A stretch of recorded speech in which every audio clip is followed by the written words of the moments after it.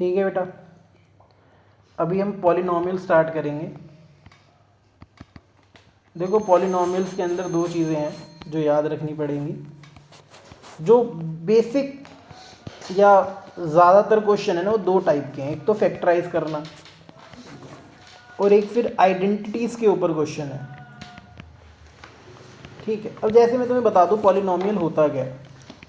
भैया पॉली को ब्रेक करके लिखा जाता है मैनी, और नॉमियल्स का मतलब होता है टर्म्स, तो ये कहलाता है मैनी टर्म्स।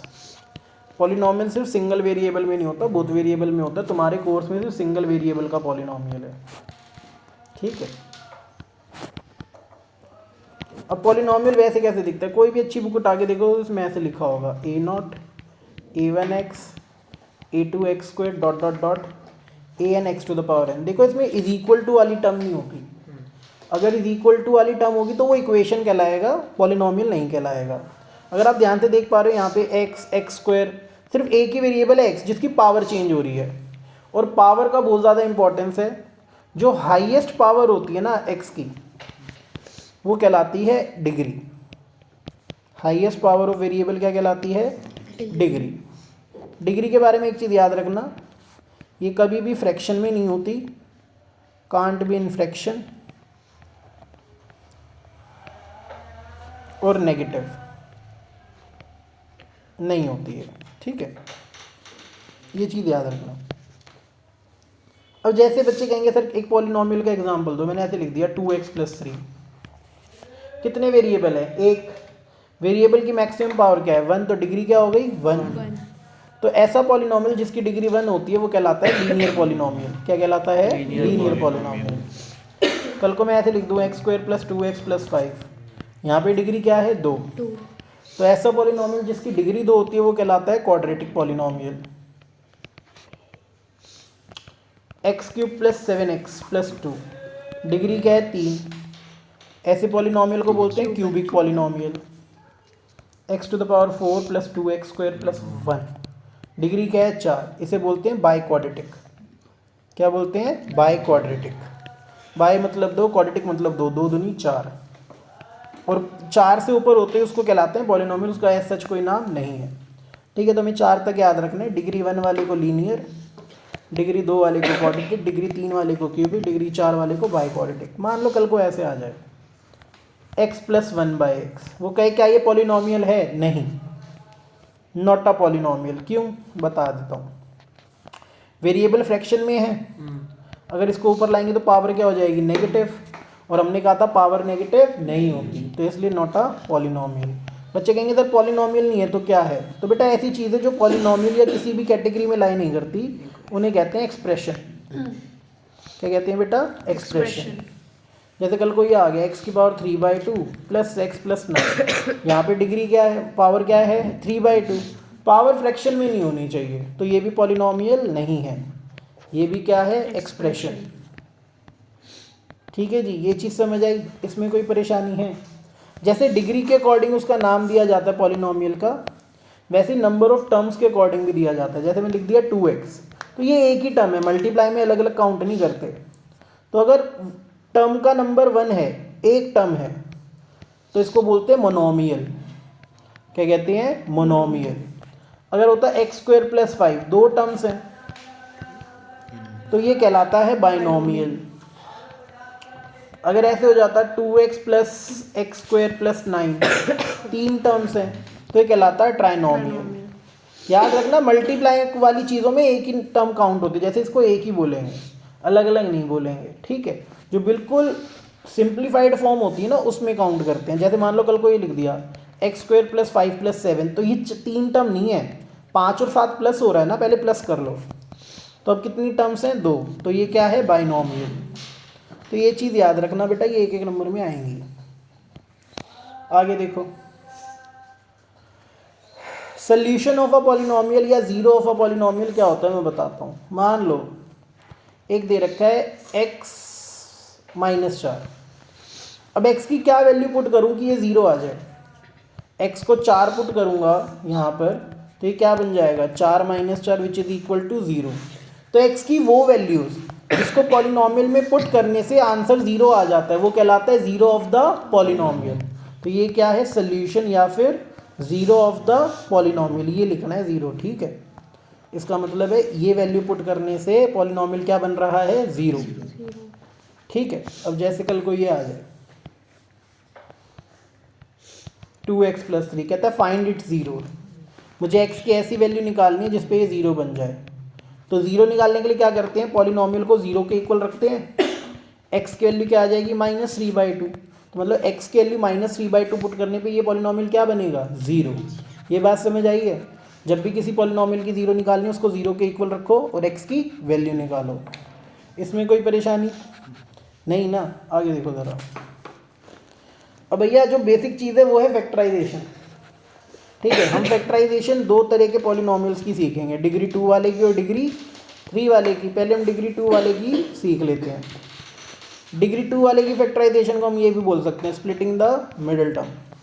फैक्टराइज कर रहा हूँ मैं, ठीक है, मतलब उसके फैक्टर निकाल रहा हूँ, किससे, स्प्लिटिंग द मिडिल टर्म से। याद रखना, जितनी डिग्री होती है मैक्सिमम उतने फैक्टर आ सकते हैं।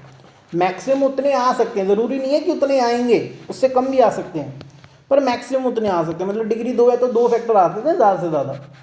डिग्री 1 है तो 1 ही फैक्टर है, 3 है तो 3 फैक्टर आ सकते हैं। ठीक है, ध्यान से देखो ज़रा। अब कोई भी क्वाड्रेटिक पॉलिनॉमियल कैसा दिखता है, ax² + bx + c, या फिर ax² - bx + c, या दिखता है ax² + bx - c, या दिखेगा ax² - bx - c। देखो स्प्लिटिंग करना आसान है, या तो आपका लॉजिक बहुत अच्छा हो या फिर मेरे स्टेप फॉलो कर लेना। मैं बता देता हूँ, किसी भी पॉलिनॉमियल में, जैसे मैंने ये पॉलिनॉमियल लिया ax² + bx + c, ये जो x का कोफिशिएंट है ना, इसको हम क्या बोलेंगे, सम। क्या बोलेंगे, सम। x² के कोफिशिएंट को और कांस्टेंट टर्म को मल्टीप्लाई करके जो आएगा उसे हम क्या बोलेंगे, प्रोडक्ट। अब देखो यहाँ पे सम क्या है, पॉजिटिव नंबर है, प्लस का भी है ना, a और c भी पॉजिटिव थे तो मल्टीप्लाई करके भी पॉजिटिव आएगा। जब सम पॉजिटिव हो और प्रोडक्ट पॉजिटिव हो तो स्प्लिटिंग के टाइम पर जो आपका लार्जर नंबर जो आप सोचोगे वो भी पॉजिटिव होगा, जो स्मॉलर नंबर सोचोगे वो भी पॉजिटिव होगा। मैं बता दूं क्या मतलब है। मैंने एक एग्जांपल ले लिया, x² + 5x + 6। सम क्या कहलाएगा, x का कोफिशिएंट क्या है, 5, पॉजिटिव है कि नेगेटिव, पॉजिटिव। प्रोडक्ट क्या कहलाएगा, x² का कोफिशिएंट 1 है, कांस्टेंट क्या है, 6, मल्टीप्लाई करो कितना आ गया, 6, ये भी क्या आ रहा है, पॉजिटिव। अब आपको ऐसे नंबर, ऐसे दो डिजिट को सोचना है जिन दो डिजिट्स को मल्टीप्लाई करे तो प्रोडक्ट 6 आए, बट प्लस करके क्या आए, 5। पहले सोचो किस किस को मल्टीप्लाई करके 6 आता है, 2 और 3, प्लस का 2 और प्लस का 3 लेना है, क्योंकि मैंने कहा था दोनों नंबर क्या लेनी है, पॉजिटिव। तो प्लस के 2 को प्लस के 3 से मल्टीप्लाई करेंगे 6 आएगा, प्लस का 2 और प्लस का 3 क्या होता है, प्लस का 5। तो मेरे दो नंबर क्या हो गए, +2 एंड +3। तो हमारी जो मेथड का नाम है वो है स्प्लिटिंग द मिडिल टर्म, मतलब बीच वाली टर्म को स्प्लिट करो। तो मैंने दो नंबर क्या सोचे, 2x + 3x। समझ आ रही है जैसे की बात। इन दोनों में क्या कॉमन आ रहा है, x, अंदर क्या रह गया, x + 2। इन दोनों में क्या कॉमन आ रहा है, 3, अंदर क्या रह गया, x + 2। इसमें और इसमें क्या कॉमन आ रहा है, x + 2, अंदर क्या रह गया, x + 3। अगर नहीं आ रहा कॉमन तो ऐसे याद रख लो, जो 2 बार लिखा है उसे 1 बार लिखो, बाकी दोनों को एक साथ लिखो। तो ये हो गया फैक्टराइज। आगे चलते हैं। मान लो ये होता है इस टर्म का ax² + bx - c, ऐसे होती। सम क्या है, b पॉजिटिव है, बट इस बार प्रोडक्ट क्या है, a × -c -ac, तो ये नेगेटिव है। जब sum positive but product negative हो तो स्प्लिटिंग के टाइम पर लार्जर नंबर पॉजिटिव होगा, स्मॉलर नंबर नेगेटिव होगा। मैं बताता हूँ कैसे।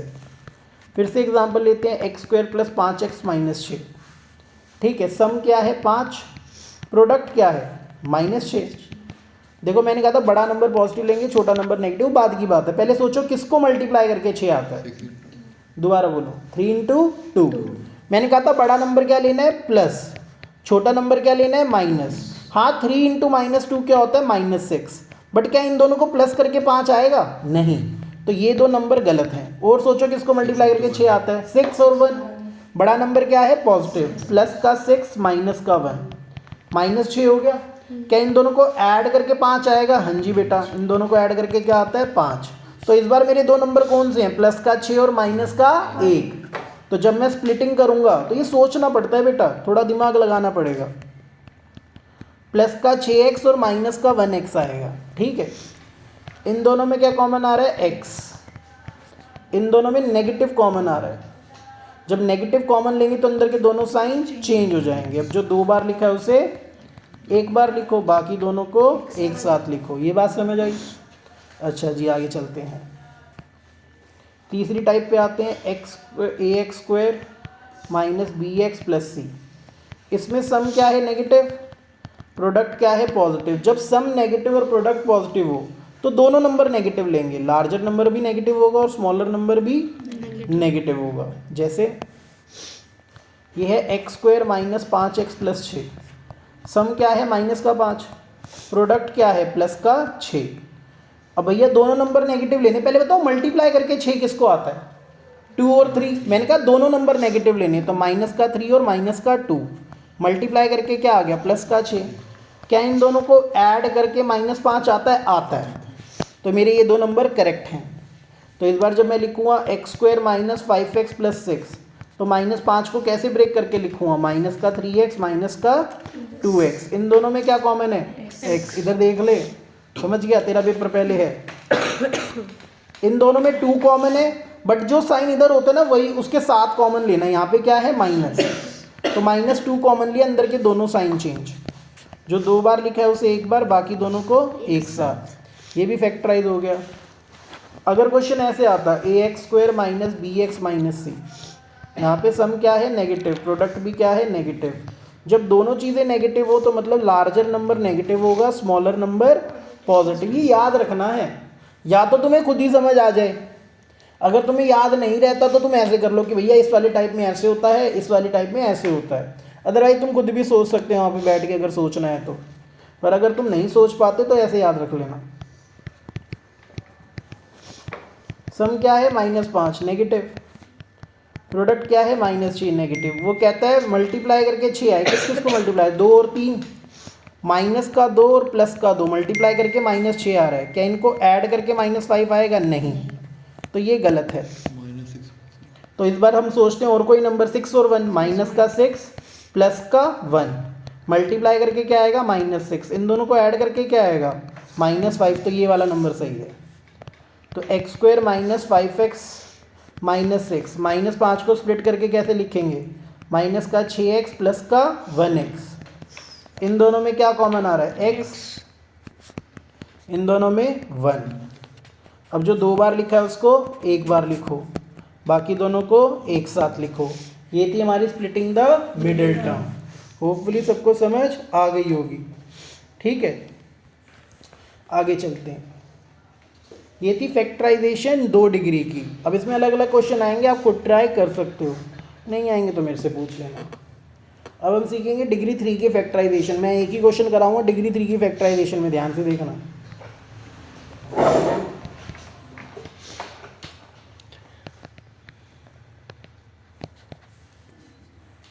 देखो ज़रा इधर एक क्वेश्चन ले लेते हैं, फिर हम आइडेंटिटीज़ के टॉपिक पे आएंगे। पहले पार्ट में हम सिर्फ फैक्टराइजेशन सीखेंगे, अगले पार्ट में सीखेंगे आइडेंटिटीज़। मान लो भाई फैक्टराइज करने को आया x³ minus 2x square minus x plus 2। याद रखना डिग्री 3 की फैक्टराइजेशन 3 पार्ट में होती है। पहले हिट एंड ट्रायल, दूसरा डिवीजन, तीसरा स्प्लिटिंग। ये 3 स्टेप परफॉर्म करने पड़ेंगे। हिट एंड ट्रायल का क्या मतलब है? x की ऐसी वैल्यू पुट करके देखो जिससे 0 आ जाए। तो हमें तो नहीं पता, हम पुट कर करके देखेंगे। हम पहले लेट कर लेते हैं x इज इक्वल टू 1, 1 का क्यूब 2 इंटू 1 का स्क्वायर माइनस 1 प्लस 2। 1 का क्यूब क्या होता है? 1 माइनस 2 माइनस 1 प्लस 2 से -2 घटा -1 से +1 0 आ गया। कि हमारी किस्मत अच्छी कि पहली वैल्यू पुट करते ही 0 आ गया, अगर नहीं आता तो हम और कोई वैल्यू पुट करते 1 -1 2 -2 जब तक पुट करते जब तक 0 ना आ जाए, तो पहली बारी में आ गया। तो हम लिखेंगे x = 1 is the solution of given polynomial. जब तक हम ऐसे लिखते हैं इज इक्वल टू के इस तरफ तो हम सोल्यूशन लिखते हैं। प्लस का 1 इधर आके क्या हो जाएगा माइनस, जैसे हम इधर ले आए तो इसको सोल्यूशन नहीं लिखेंगे, क्या लिखेंगे फैक्टर। क्या लिखेंगे फैक्टर, मतलब ये इसको डिवाइड कर सकता है। तो हम डिवाइड करते हैं भैया x3, देखो हिट एंड ट्रायल हो गया। अब हो रही है डिवीजन x -1, x को किससे मल्टीप्लाई करूं कि x³ आ जाए, x² को x से किया x³, दोनों से करना पड़ेगा, -1 से भी करो, -1 का x², हमेशा साइन चेंज करना है, हमेशा साइन चेंज करना है, ठीक है जी। अब ये प्लस x³ है प्लस x³ है, साइन चेंज किया माइनस हो गया, इस माइनस का साइन चेंज किया प्लस, ये दोनों कट गए। -2 + 1 क्या होता है -1x²। अब x को किससे करूं कि -1x² आए, -1x से, तो ये हो गया -1x², -1x को -1 से करूंगा +1x, ये प्लस हो गया माइनस हो गया, कट गया, -1 और -1 -2x। अब इसको करेंगे -2 से, साइन चेंज, कट के क्या आ गया 0। याद रखना डिग्री 3 की फैक्टराइजेशन में डिवीजन करते टाइम हमेशा रिमाइंडर क्या आएगा 0। अब हमने पढ़ा डिविडेंड को कैसे लिखते हैं, बचपन में पढ़ा था ना चेक करने के लिए, divisor into quotient plus remainder. Dividend क्या था हमारा ये x³, एक मिनट रुको,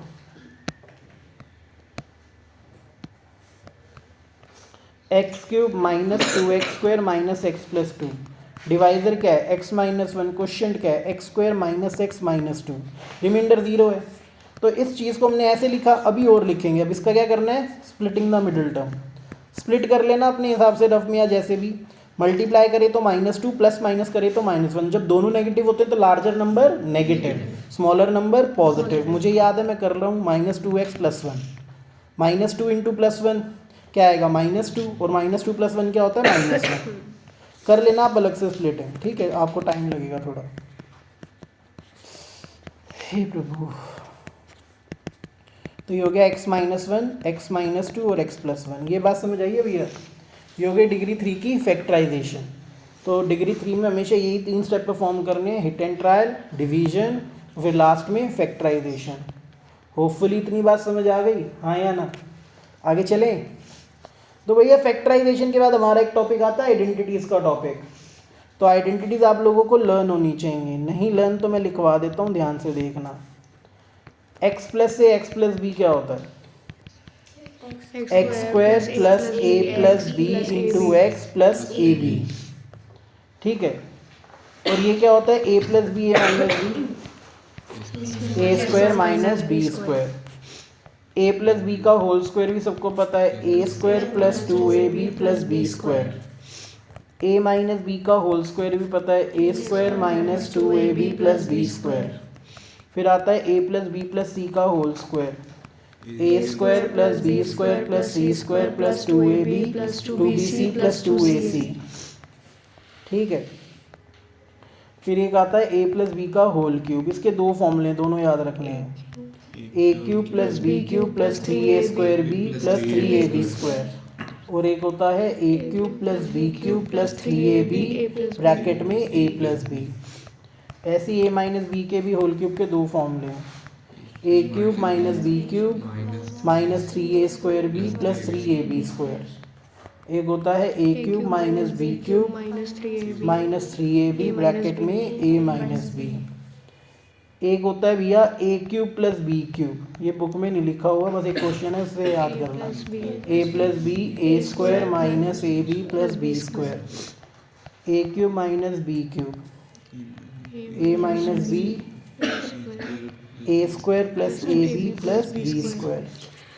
एक होता है a³ + b³ + c³ - 3abc, इसका होता है बेटा a + b + c a² + b² + c² - ab bc - ac, तो ये आइडेंटिटी तो याद रखनी पड़ेंगी, 10 आइडेंटिटी है, करोगे तभी कुछ होगा।